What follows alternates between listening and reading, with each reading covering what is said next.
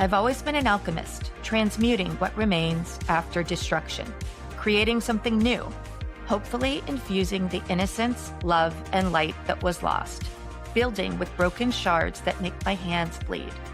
Loss doesn't just come from death, but from what was supposed to be and never will. That feeling of grief swells, and then the almost unthinkable question hits. What next?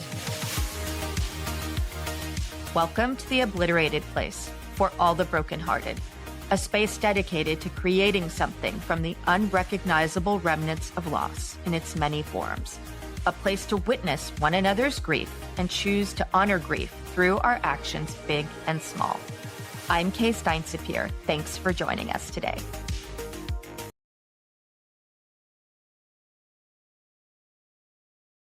Hello and welcome back to the Obliterated Place. I'm your host, Kay Steinsapier. I'm here with my friend, Elizabeth Kopple. Welcome, Elizabeth. Thank you, Kay. I'm so happy to have you here. It's great to be here.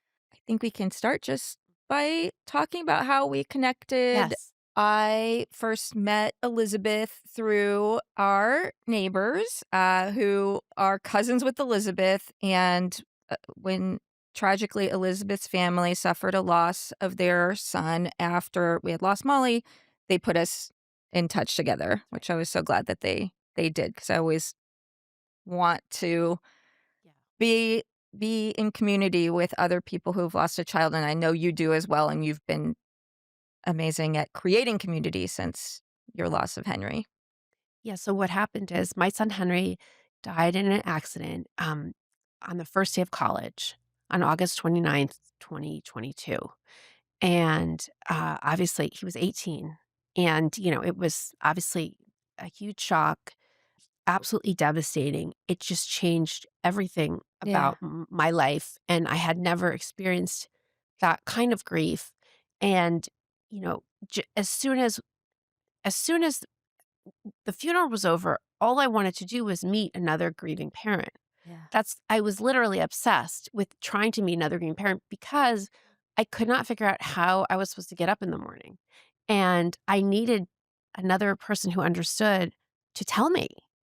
And I remembered my cousin lived down the street from you. And I literally, you know, begged, begged him, could you please introduce me to Kay? Because I'd known about you, I'd read about Molly, and you were basically the only grieving parent I knew, of, like not a child, but a child, not a baby. Exactly. I Yeah. mean, few people are in this situation, fortunately. Right. But yeah, it's so funny you say that, because it reminds me of the exact conversation I had with Suzanne, who was on here we're talking about our breast cancer Yes. situation. And I had the exact same reaction to my diagnosis. Like, all I wanted to do that same day, Right. I need to talk to someone. Yes. And it was, again, like a young person, not someone who's in their 80s or whatever, Absolutely. like who has experienced this and been through this. Yeah. And I that's all I wanted. And I did that the very night of my diagnosis. So it's almost like the identical same. Identical. Absolutely. And so Kay, I spoke to Kay on the Yeah. phone, and you literally showed up with pastries, I want to say like 2 days later. And I was just so grateful to have you in my living room. It was just incredible. And, you kind of, I mean, just looking and seeing that you were moving, you were functioning, you were obviously still, deeply grieving the loss of your daughter. But you were raising your sons, and you and your husband had found a way to move forward, and it was really important and inspiring to me. And then you also introduced me to several other Yes. grieving moms. Yeah. And that was like just the start of my journey. Yeah. I remember. How does this work? And Mhm. how can I still be a person? Yeah. I'll always be a grieving mom. Um, and Henry's always like right here with me. Yeah. But it's been over 3 years since he was killed. And, in that time, I feel like I've really grown and learned to find ways to honor him so that he can kind of move with me in the world.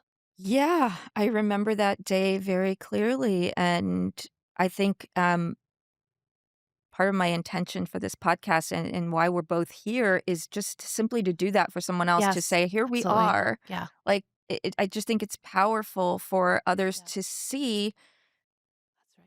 an example of someone who is a little further down the path, whether it's, Absolutely. whether it's cancer treatment and we're a little further up that mountain, or whether it's child loss or anything. It's like, it's just like you can see someone and know, okay, this horrible, like, debilitating grief that I'm living with right now isn't permanent, or doesn't have to be permanent. That here's someone who is living with their loss in a way that isn't so sad and heavy and, um, you know, uh, I remember in the early days just feeling completely just obliterated, just and kind of like just sitting in, like, paralyzed almost. Absolutely. I mean, part of what I never realized about grief is that it's not just that Henry died, it's that every plan for my future, every image I had of the life to come involved Henry. And all of a sudden, it was all erased. And so I literally didn't know like what to do with my body or my brain. I was like, what am I supposed to do now? It was just everything. And my brain needed to be updated all at once. And I think that's part of the process that's sometimes known as grief brain that I know you've also probably experienced. I have had many, many challenges Yes, uh, absolutely. with grief brain. And it's basically when, it's the time it takes months, maybe years for your brain to catch up with the fact that your child is no longer alive and all the repercussions of what that means. And your brain is so busy trying to process that that you can't remember names, places. I've tried to brush my teeth with hand lotion. I've bought cat food for my dog. Yeah, yeah, I've gotten on the wrong train. I yep, mean, you name it, same. I have done it. Same, and, mine was compounded by the fact that I had chemo brain already. Yes. I Yes. had that, and because of, like, they put at least for me, they put me on this, hormone blocking drug, so it's like I don't have estrogen. So I Mm, have the chemo brain, the menopause right. brain, and then the grief brain. Right. Right. I c Don't Right. expect anything of me. Yeah. Like, I'm just Yes. like, I'm very sorry. I really do lose track of details, of names, of, Same. where am I supposed to be, what day. I never know what day I'm in. I'm literally, I've said this many times, I'm just in whatever this day is Yes. and going to Absolutely. tomorrow. Like, I don't Absolutely. look past that, Yeah. because if I do look past it, if I look too far Mhm. ahead, Mhm. it's so painful because of Molly not being in that image, you know? Like, that's part of its grief brain, of just kind of Yes. being unable Yes. physiologically to Right. to do it, but also I feel like I don't wanna think Yeah. far ahead. I don't wanna think about when Eli graduates from high school or whatever, because then I think about, what would she be doing? What would she look like? Where would she be living? What would she be doing in the world? All of those things, and it's so painful. So painful. So, so painful. I mean, one of the pieces of advice that I sometimes give to grieving parents, especially in the early months, is just take it hour by hour. Just take it hour Yes, by hour, day by day. yes. Don't, because like you said, I mean, it's just too painful and it's more than you can handle. It's more than they can handle. I was moved by something that you wrote. You're an extraordinary writer, and I love the things that you share. I am someone who really finds, um, peace and meaning through the written word as well, both with reading what other people write and writing myself. So I identify so much with what you put out and appreciate so much Thank what you. you share. And um, one of the things I remember reading that you wrote was about how your brain was like looking for ways to still mother Henry Yes. after he died. And I Yes. relate to that so much because I remember after Molly died, I never I never was a gardener. A lot of my family members are, and I never had a green thumb. I just really never had the interest. But I started gardening because I needed something to nurture in place of her. Like, I needed some place to put. that care and nurturing and attention and love. I needed some physical place to put it. Right. And that was another way I did it. And that was one of the things that was That's really heartbreaking beautiful. about the fire was although we didn't lose our home, we did lose all of the things I spent so much time All the tending, plants. all the plants. And one of my friends who I believe now you know as well, Nikki Mark, Yeah. who lost Yeah. her son Tommy, one of the things that she did for me, so it's always like we're paying it forward It's for nice. we're always just sort of doing what was done for us. So Absolutely. Nikki lost her son Tommy, who was 12 years old. Who, Nikki is going to come on and talk about that as well. But she suffered that loss before mine and was someone who came to me through a mutual friend and was at Yes. my house very early on. And she brought a rose bush Oh. that I planted in front of my house. Oh. And so I would see it every day when I came in and out. And I would always think of Tommy and Molly. And in fact, um, that rose bush continued to produce roses. We had a long period of time where we had no water at the house. Over 6 months, there was no water. And that was the only thing that continued. I don't even think Nikki knows this, but it produces beautiful red roses. And I remember going to the house long after there was any water and everything was dead. And that Amazing. continued to produce beautiful red roses. So I am That's amazing. continuing to tend to that Yes. plant and bring it back to life. But yeah, I love that. that was something I had to that was something I just grappled with was like, what do I do with this Right. mothering, Right. need? And I have my boys, obviously, and Nate and Eli. I mean, Eli was only 4, so I mean, there was plenty of mothering I needed to do, but like I lost the ability to mother my daughter.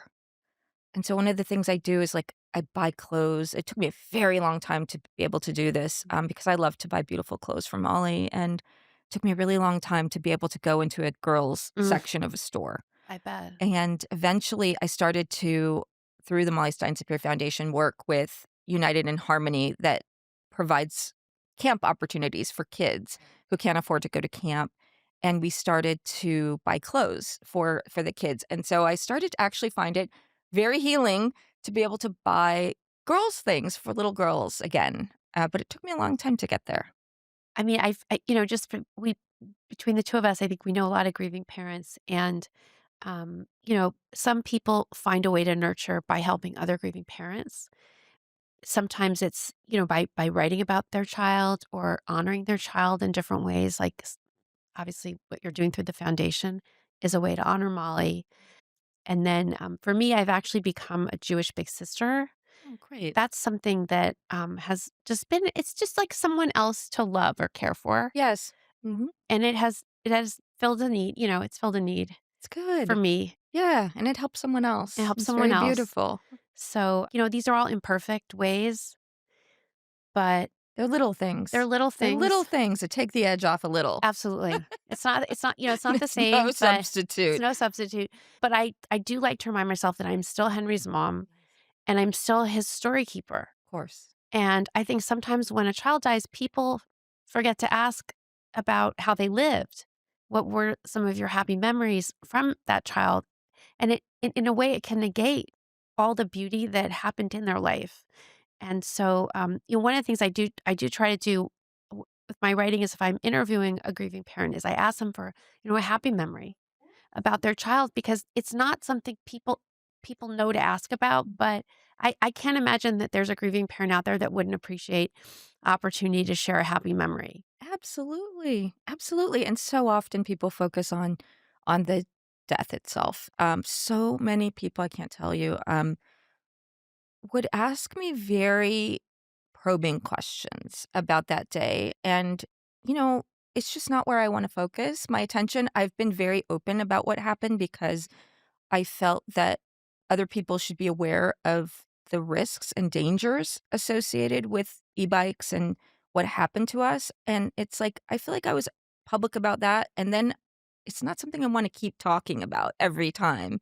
So it was So sometimes you just irritating, so just say, you know what, you can Google that. Yeah, exactly. Yeah. Fortunately now it's not the case Okay. anymore because I'm not encountering Yes. many people for the first First time time. Mhm. anymore, Mhm. but a lot of people do send me a lot of things, all about every incident that occurs with an Right. e-bike and all of Right. that, It's hard. which is hard. It's really hard. Right, I know. So talk about Henry. Talk about what he was like and share some of your Sure. memories. So Henry was like a super quirky, brilliant kid.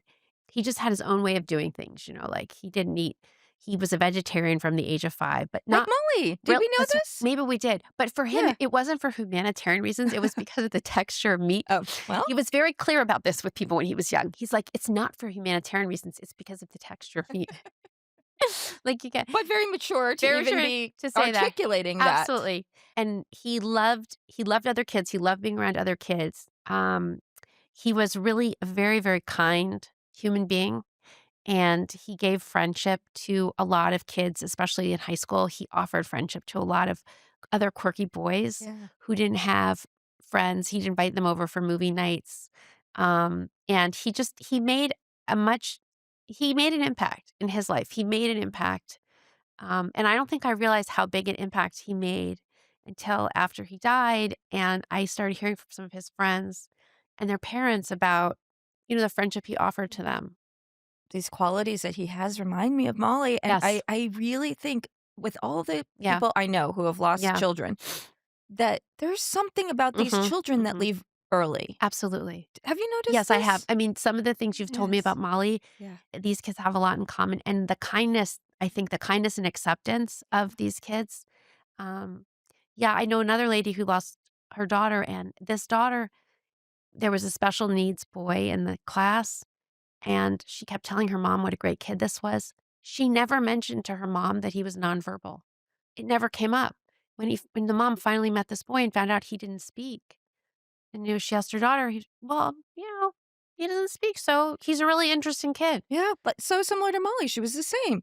She had that friend Alex in her class, and he was nonverbal autistic boy, and, that was sh Molly was his person in Yes. class, so much Yes. so that he had 2 aides in the classroom with him, and they would take her out of class with him when he would need to go and do his private Oh, funny. work, and I had Right. to eventually Right. ask them not to do that because she was missing, like, math. She was missing now.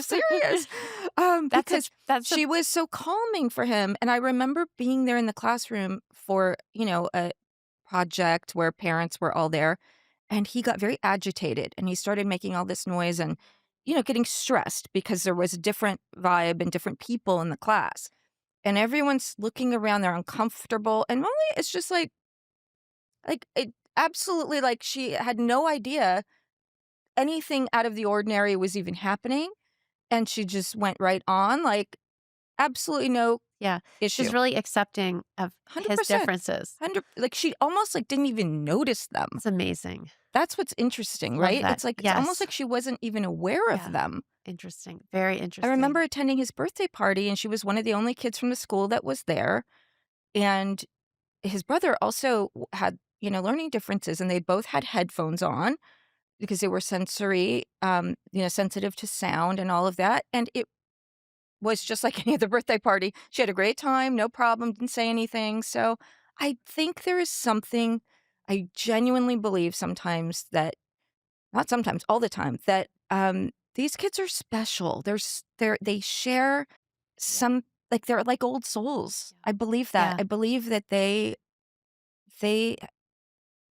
have a soul that has had other I think so experiences too. I believe and that too. that And they were only here for right. a limited For purpose. a limit and I find that very comforting. Yeah. I find that very comforting. Like, I know you feel Henry with I you. do. I feel Henry's presence with me, and I feel I will see him again in Yes. whatever space or form or energy, however that works. I feel I will see him again. It's not the same as having him here, but it is a comfort to me, Of course. and I absolutely feel him for Yeah. sure. And I wasn't spiritual before he died. It just didn't have a reason to even investigate that aspect of life. But I've become so spiritual, um, and it's enriched my life tremendously. Absolutely. I agree. Yeah, same. I didn't have a reason to investigate that, And after Molly died, one of the things I do remember very clearly, because so much of it's a blur, but I do remember the need to kind of like try to understand what happens next or try to get more information about this since like you, I hadn't lost my parents. I hadn't lost many people yet. And What so happens next? I just hadn't had the reason to focus on that. And I do remember wanting to learn more and wanting to read more and struggling with it's funny, I remember very clearly also struggling with the grief brain and the ability to focus on getting through the pages. Some of these things, they're a little bit, Oh, like, out absolutely. there, they're a Yes. little these are They're deep. concepts that There's are your deep. yeah. It can be hard to read through It that. was hard to read it, and so Yes. sometimes I tried to listen to audiobooks, and some of them were, better than others. I remember loving David Kessler's book, Mhm. Finding Meaning, because Absolutely. it That was was actually my favorite book, Finding Meaning. I've yeah, given that book to so many people. yep. An amazing book. It was something that was written by someone who'd lost a child, Yes. first of all, which, Yes. is important because I feel like Mhm. you cannot understand this if Absolutely. you haven't. You just can't. Absolutely. It's just You need that yeah, for the credibility. absolutely. It was hard for me to continue therapy because Right. my therapist couldn't relate, and there aren't that many therapists who No. are bereaved parents. I agree. I have a deep connection to grieving parents, um, that you don't get you just don't have that, and also, by the way, when we first met, that was you were one of the first people, who told me about the fact that you felt your own child's presence, Yes. and that was really opened up a whole world to me. It was at the time, it was like the best news I could have heard, you know? Mhm. It was like, this is all something for me to explore now. Yeah, It was yeah, so exciting. It was so exciting. and that's sort of what I hope for the podcast is, like, you don't know ripple effects you That's have, right. You don't. It's like you put something out and you don't know what part of it Right. Will resonate. is resonant with Yes. someone, and what they need to That's hear, right. That's but I right. really trust, and that's where I believe our kids come in, Mhm. I really trust that they help to direct the messages where they Absolutely. need to be Absolutely. received. Yeah, and I mean, and I've learned so much from the grieving parents that I've met through the different organizations, and also through the support groups I've been in. So I've been in the Grief Haven support group and in Our House grief support group, and those have been like, just tremendously healing experiences for me. And now I help facilitate a Grief Haven support group, Amazing. and those are just my people now. Grieving Yeah. parents are just my people now. Yes. Yeah, absolutely. I know. I sometimes think it's interesting that, like, my circle involves a ton of people who've lost children and a ton of women who have cancer. It's like, Right. how did I get here? How But, did you get here? it's a little dark. Um, but, um, but that's just I feel like that's my place. But Yeah. don't you sometimes, like, have a really fun time with those people? Absolutely. Right, like, it can be fun. Absolutely. Sometimes I'll say, like, grieving parents are the most fun group. We have dark humor. Dark dark humor, and also you really get to the heart of what it means to be alive. There's not a lot of small talk, Yeah, and I don't really have the energy for small talk anymore. it's true. And you don't sweat the small stuff, I find. Absolutely. So I moderate 2 online groups, one for breast cancer, survivors, patients, etcetera, and the other for grieving parents. And I've been in lots of different groups, different online Facebook groups and things, and witnessed a lot of drama in these groups. Right. Never any episode of any drama in either of these groups that I've been, moderating now for years Interesting. because I think people don't have the energy for it. They don't care. They they don't. I mean, it's just like you realize our time is limited. Mhm, mhm. It's finite and it can be over at any second. And when you know that, you are not petty. You're not petty. And I think also, I mean, it's absolutely deep in my empathy Yes. in a huge way.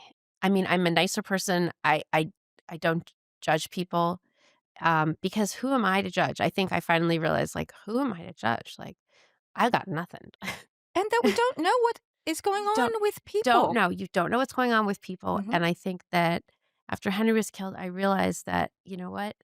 I can barely figure out what I'm supposed to be on earth to do. It's just not my place to worry about anyone else, Yeah. you know? And that is, I mean, that has been a gift for me. We grow a lot through these Grow a lot, experiences. you know? I remember very vividly as well. It's like so many things are a blur, and then there are certain things that are very clear about Mhm. the early time after I lost Molly. And I remember a couple from Grief Haven coming over and talking to us very early on, and the husband's name's Wayne. Do you know I Wayne?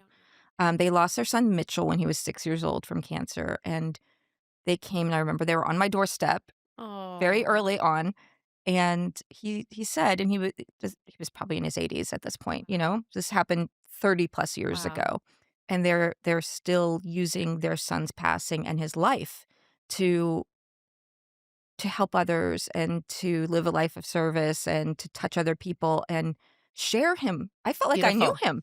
I know all about Mitchell. I love that. I love And that that so inspired much. me with Molly, and but I remember him Wayne saying to me that he would rather have Mitchell and be a shit, you know, be an asshole, Right, and, absolutely, absolutely. but it's not an option, Not so an option. he's become Right, a more empathetic right. and more caring and more Yeah, impactful human being right, because of the loss. right, I think because that's of really loss. common. I mean, it takes a long time to really accept that this person is gone, I mean, for such a long time, I kept thinking, like, if I could just only go back in time, and you play those games in your head for so long, and at least I did, but then at a certain point, sometimes people die for no reason, sometimes kids die, sometimes there are accidents, and it's unfair, it's horrible, but, it's what's happened. It's what's happened, and it's what's happened throughout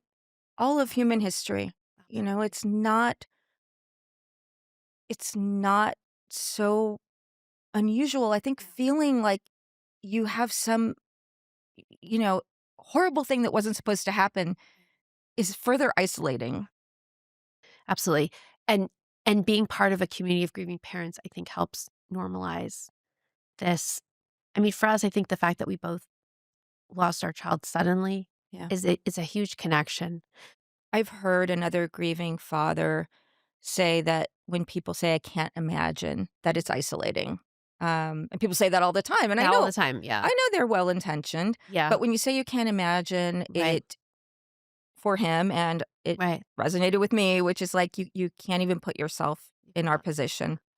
You can't, which is why, people do their best, but Yeah. sometimes that's why you just have to be with other grieving parents because the understanding, the level of understanding. I know you've written about how people say you're so strong over and over and over. And I mean, what I like to say is, like, I really didn't have a choice. I mean, I didn't have a choice. Like, I had to get up in the morning. I Of had to get up in the course. morning. And so, I don't really take any credit for it. I don't really take any credit for it, but We had no choice. we had no We had no choice. choice. We had other children, Absolutely. that And needed us, and and they had thank just God for suffered the that. loss of their sibling. That's right. So, I think as a mother, Yeah.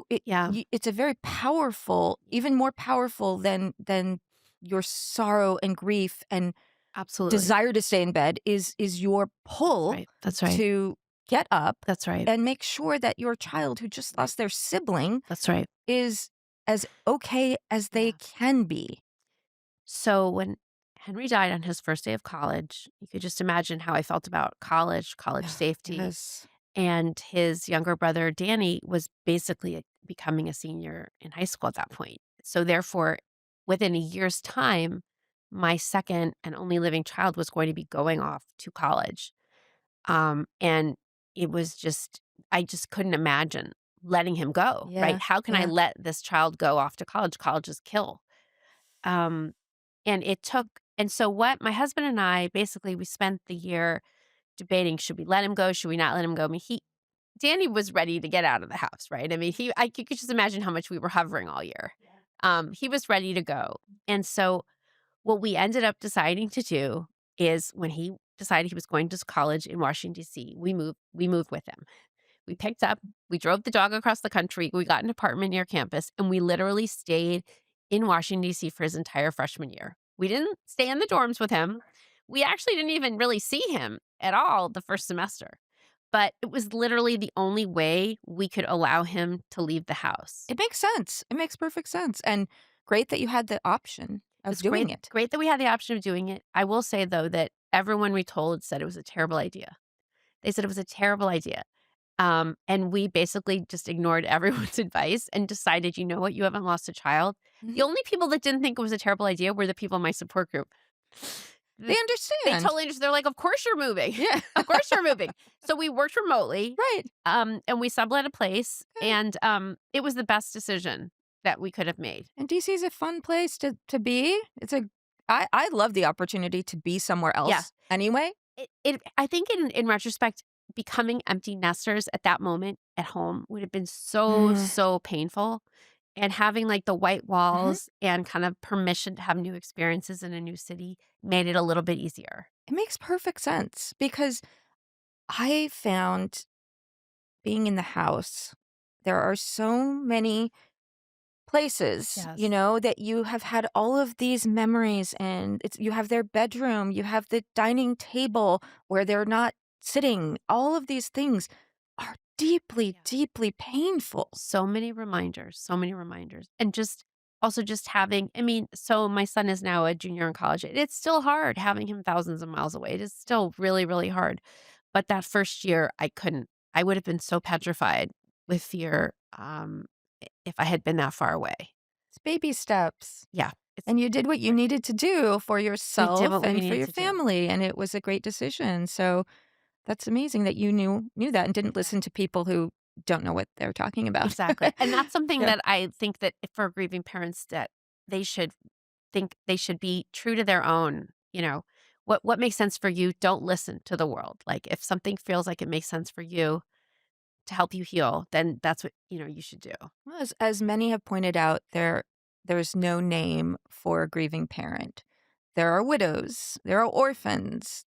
For us, there's no name because this loss is so life altering, Mhm. so soul crushing that there is no way to describe it. Absolutely, absolutely, and I know, my husband and I, we went to Japan, and we were at a temple, and we lit a candle for Henry, and I remember writing a translated note to the woman to explain it was our son. And she kept pointing to the sign that said, you can only light a candle for someone who's died, Mm. because she must have thought, there's no way this person has it. And then I kept nodding until she finally understood. Yes, this is my son. My son has died. So it's something people just don't, it's not a natural thing. It's not, no. I light a candle for Molly everywhere I get the chance, in Yeah. any And sanctuary say, or right. church, or I'm so appreciative when anyone Yes. else does as well. Yes. It's just so Same. meaningful, beautiful.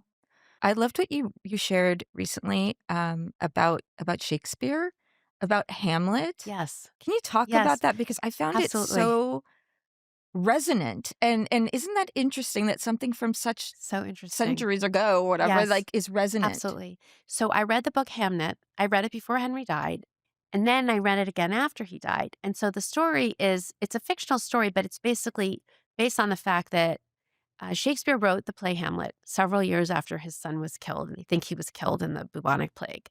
And his son's name was actually Hamnet. Hamnet. Hamnet. Yes, And so that's why Hamnet. the book is called Hamnet. Hamlet. Okay, yes. But basically what happens in the book is this author reimagines she reimagines, well, what if he wrote the play as a tribute to his son? And then the play, the father, the king is the one who has died, and the son is still alive. And so basically, the way the scene in the book, one of the last scenes in the book is the mother comes to England to see this play. She's so angry that her husband has taken the name of their child, and she thinks he's trying to profit from the death of the child. But once she sees the play, she realizes that her husband was actually trying to bring their son back to life in the only way he knew how, through his playwriting. Yes. And he had trained the actor that plays the boy to look and sound and walk exactly like his son would have if he had lived to be that age. Mm. And so it's an amazing moment of connection for these two parents. When Yes. she realizes her husband, he did what he could Right. to honor the son.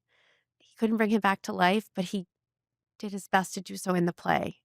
I A- thought it was so beautiful. And when I read the book again after Henry died, it resonated so much with me. Yeah. Because, of course, wouldn't you do that if you could? Yeah. And I think it resonated a lot with me because my husband and I have grieved very differently, and we've had a Yes. lot of friction Yes. around what it is that we each find Mm, meaningful and comforting and a connection to Molly and how we talk about her yes. publicly and all of that. So it really resonated with me a lot. And I felt like it gave me some more compassion for my Yes. husband Interesting. who is very private, and the way he finds meaning is he went to synagogue every day for a year after Molly died. And, that was something I couldn't do. Yes. Yes. I couldn't do. Like Right. Too the painful and yeah. yes, and I don't even think I could have because the only synagogue that offered a daily minyan Right. is the Chabad, which is Orthodox. Right. So if I had Yeah. gone there, I couldn't have even been there as Right. part of it Right. because Right. men and women are separated. Right. Right. So I couldn't have even You if I couldn't wanted have. to. Absolutely. And so that was something he did completely on his own, Yeah. and he still, goes often, and he finds a lot of solace and meaning in that. And Mhm. by contrast, I Yeah. find meaning in being very public because I feel that if Molly only got 12 years, Right. then I feel like I am in her stead in a way Mm. that she would have done so many things if she had lived longer.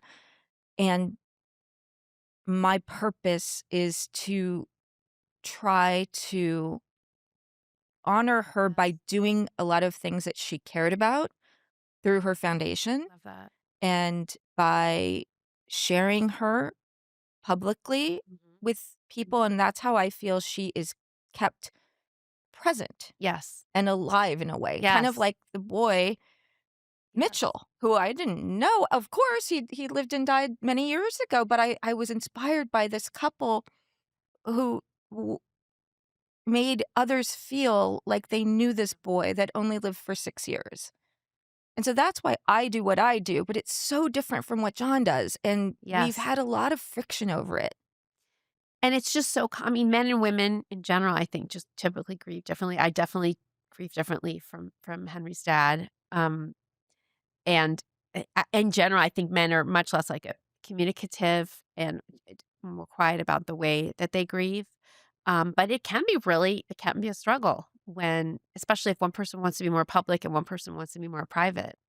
Absolutely. And so, I mean, I think I think each person just has to honor the other person's way of grieving and enable them to do that.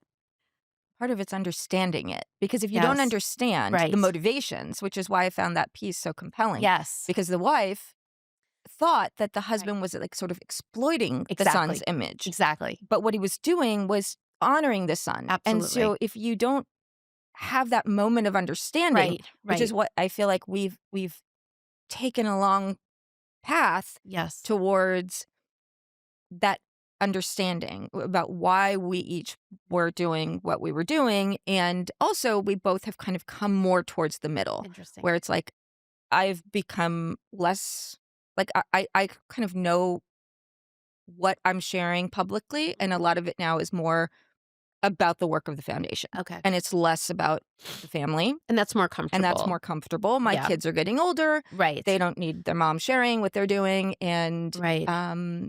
that's more So comfortable for that's John. helped. Yeah. So, doing the work of the foundation Yes. is something we can all participate in and feel good about, and we can talk about Molly in a way that's not deeply deeply sad and depressing or whatever. It Mhm. keeps her present in a way that isn't Yeah. about her about the death, about the loss. Absolutely. And how do your boys help with the foundation? Good question. It Nate so we have a youth board. We have a group of Oh, teenagers, okay. that's, part of the Oh, foundation. So we have a regular board of directors, and then we have okay. a youth board that they operate separately. They have their roles, they have their meetings, and form their own ideas and Okay. projects and all of that, which I love because Molly was 12.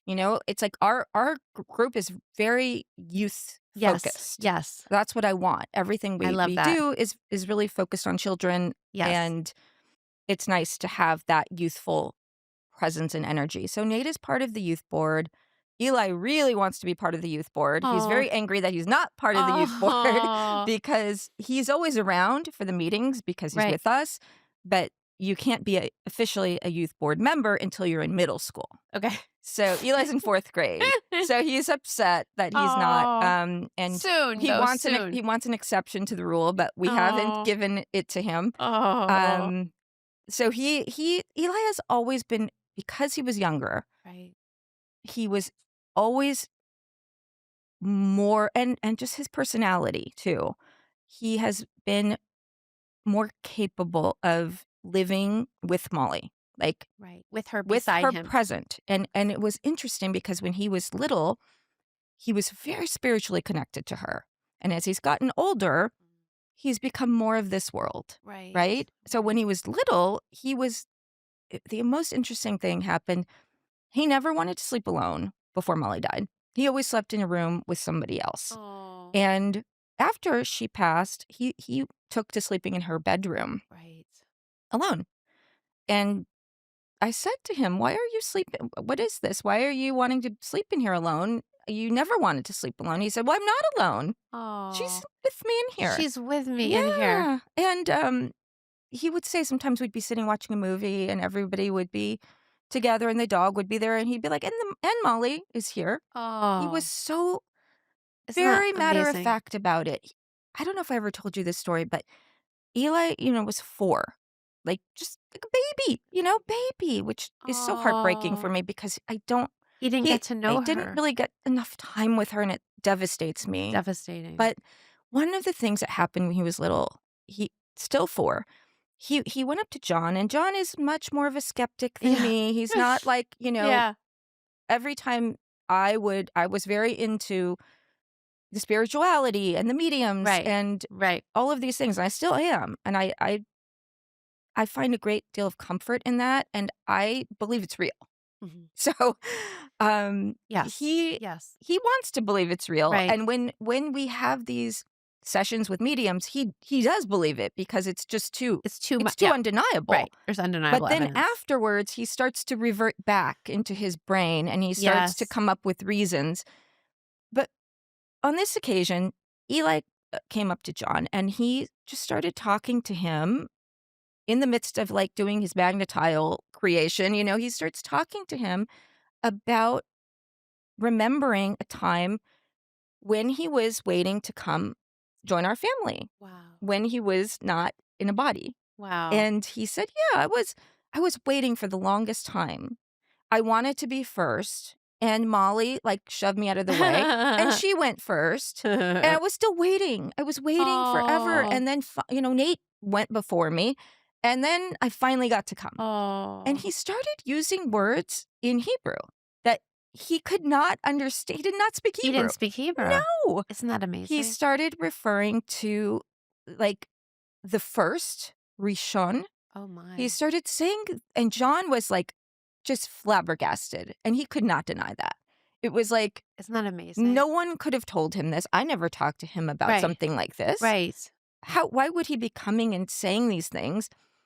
And he even seemed to know that I had a pregnancy that didn't that I had a miscarriage, that there were 4. So he actually kind of He referred to knew. that. That's He knew. unbelievable. And then in the same breath Wow. was like, "And anyway, I'm building a ship." Right? I mean, he was so matter of fact about these things. That's so unbelievable Yeah. that, I mean, you have to at a certain point, it's just the proof you need, right? Yeah. That there is a plan. I mean, that there was a plan for your family. I believe so. I don't know that there was a plan for Molly to die, but there was a plan for the children you had to exist in the world. I believe so. And I do believe, honestly, as much as it's heartbreaking and painful, and I wish it wasn't the case, I believe we all have our time that we are meant to be here, and I believe that Molly was meant to be here for 12 years, and that was her time, and she was an old soul who had been here before, and she came and she fulfilled her purpose, and she was meant to have a great impact that was beyond her lifetime, and that I'm meant to help facilitate that, and I feel that very deeply. And also, I think she's still having an impact in the spiritual Oh, realm, yes. which is amazing, which is something I hope Henry is having. I don't know for sure, but I hope that he is having an impact. I am sure he is. We did a reading with a medium who was actually recommended to us by Grief Haven, the same Okay. group that we both were Yes. part of. Yes. I mean, who's gonna send some grieving parents to a charlatan? No, absolutely. Right? I Absolutely. That gave me a lot of Yes. credibility. Yes. And this gentleman is a medium who's been doing it for 50 years. He lives in England, and he doesn't wanna know anything about you at all. Okay. He doesn't Okay. want to even communicate with you during the reading. Wow. So he's not asking you to validate Right. anything. He Right. is just Telling you. reading. And it was very interesting because we were on Zoom with him, and he's this his name is Robert Brown. For those who may be interested, I highly recommend Robert Brown if he's still doing readings. He's amazing. He embodied Molly. So it was like this Oh. this heavy, older, bald British man who embodied her, and she was quirky, like Yes. Henry, and I Yes. think a lot of these kids are. She was quirky, and he embodied her quirks, So interesting. and he just said and knew so many things there is absolutely no way he could have possibly ever known, and I go back and listen to that recording sometimes, and I'm just sobbing during the whole thing, and John knows he knew it then, but he started to, He's come forget. around. Okay. He started to forget that. That it was the real deal. Yeah, absolutely. And that must give you a lot of comfort. It does. It does, definitely. Yeah. Just knowing that our kids still exist in some realm is really important for me as well. I remember John saying, "What if it all just goes black? What if it just goes black?" That's what his father believed. What if it just ends and there's nothing and it's just black and that's all there ever is? I remember because when Molly was hospitalized, it was in the middle of the pandemic. And so I was in the pediatric ICU for 2 weeks, mostly alone. And even John, for the first couple days, couldn't come in there. Right. So I just started the reason so many people became aware of us is because I started to share online because I could not bear to repeat this information multiple times to people in my life. And at the time, my social media was just people I knew, Sure. right? Um, and I couldn't bear I couldn't bear their reactions. I Yes. couldn't bear to Yes. see and listen to Yes. them and how they would react. So I would just post an update, and a lot of strangers started to follow along. And by the time this 2 weeks had gone by, and it was during the pandemic when there was so much loss and so much loss, and it was sort of a lot of it was faceless. Absolutely. People didn't, there was just these big numbers of all of these deaths have occurred. And Molly was somebody that died during that time who was Right. identifiable, and people connected to her and identified with And also her. they were all everyone was sheltering in place and it was very lonely for a lot of people during that time. Absolutely. I think that was part of our Yes. connection to people. But I started to I kept up with because this community kind of Right. They formed formed around you. around me, So you've and I kept kept up up with with it. them, and I kept up with that, and that was part of what was hard for John. It was like, Yeah. "What is this?" Like, I Right. don't want other people Right. who don't To know know. us to Right. know us. Right. But for you, it was providing something important. Yeah. It was providing you with a platform. It was providing you with a way to communicate about your daughter, to introduce people to your daughter.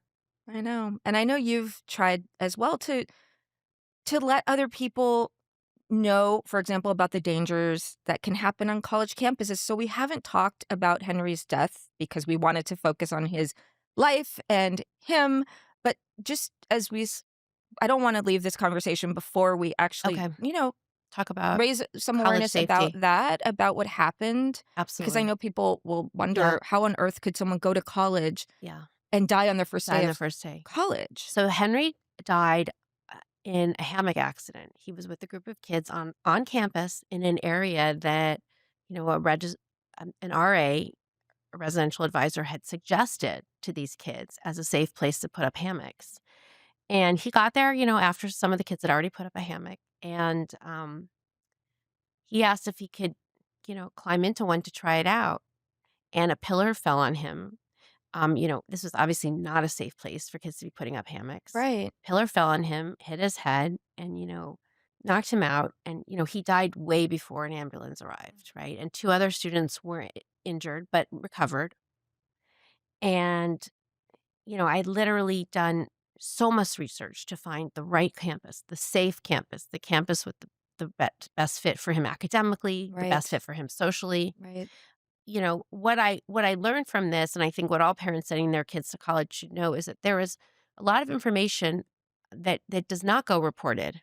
Um, Colleges are required by the Clery Act to report on crimes and fires on college campuses. So if there's a death from a shooting or a robbery or a fire, those are things that they're required by law to report, thanks to the Clery Act.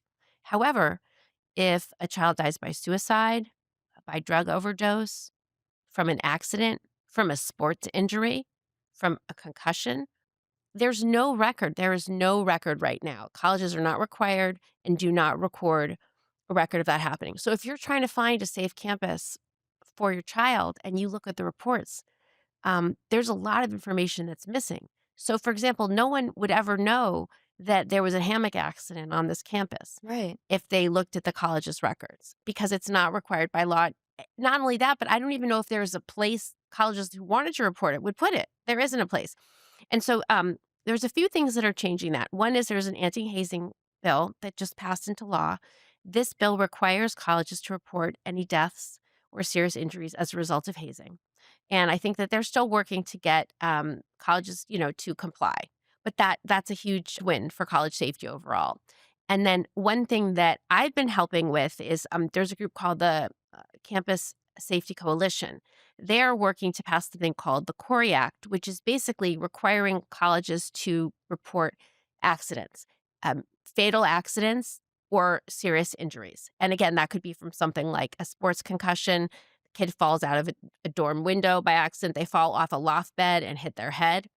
A pillar falls on them. right. There's actually sometimes there's car accidents even on campus, or there'll be a crosswalk across from campus where, it's not monitored well and kids are dying. And all of those things go unreported now. And so the Corey Safety Act, which we're trying to pass, would require reporting for that.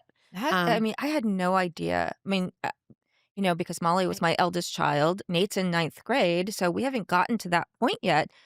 But I had no idea that you wouldn't be able to access that kind of information. Like, as a lawyer, I think about this, like, I practice employment law, and so as part of OSHA, employers are required to maintain and report workplace accidents.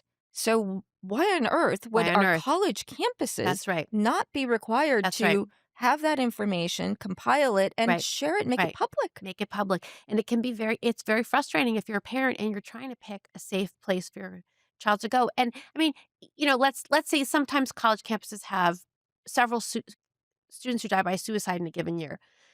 That might not tell you anything about the college, but it might tell you that they don't have a great mental health, Yes. Right. facility, or that they're not engaging in the way they should with students. That's also information that you might not have. Yes, and if buildings are falling on students, Absolutely. um, Maintenance issues, these are maintenance maintenance issues, issues absolutely. And also, by the way, if your child is a chemistry major and they're gonna be in the lab, there are lab accidents, those also go unreported right now. and drug overdoses. I And mean, drug isn't that overdoses. I mean, huge. Huge. That tells Huge. you a lot about, like, That's right. the maybe the drug culture Absolutely. and how much they Yeah. are keeping an Yeah. eye and That's right. monitoring That's and right. all of that. I would wanna know that.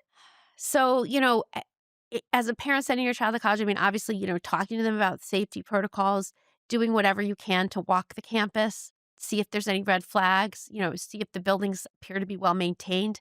And, I never used to look at a college's endowment size, when I was looking, but frankly, now if I had to do it over again, I would pick a college with a Mm. larger endowment because they have the money to do more facility maintenance. Yeah, Those are, just a few potential takeaways, but obviously if some of these laws can get passed, it would help.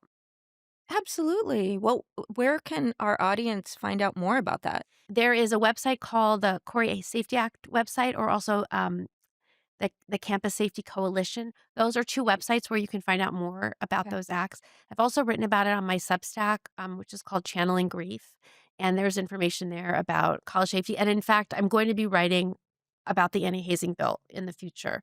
And there'll be more information on that coming up. Amazing. So we'll put all of that in the show notes, Thank you. the websites, your Substack. Talk about your memoir because I'm so excited for that to come out. So I've just finished a memoir, and it's about the year after Henry died.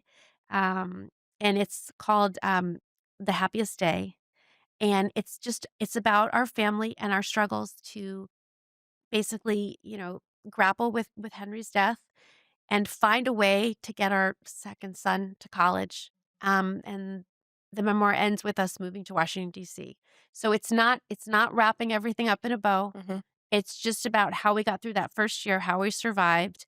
And I think that there will be lessons, hopefully, for other parents, and other parents who are grieving can relate to some of the struggles that we had. And then my hope is just to connect with other grieving parents through the book. I love it.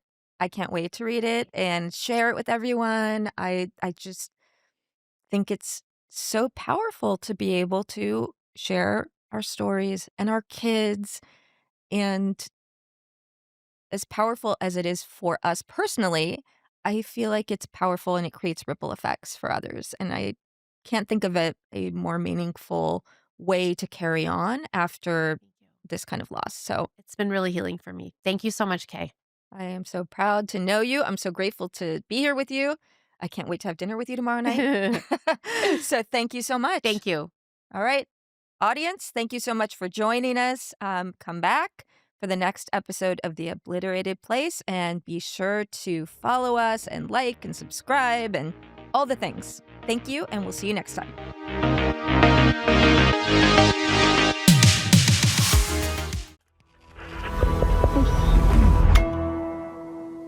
Resonate.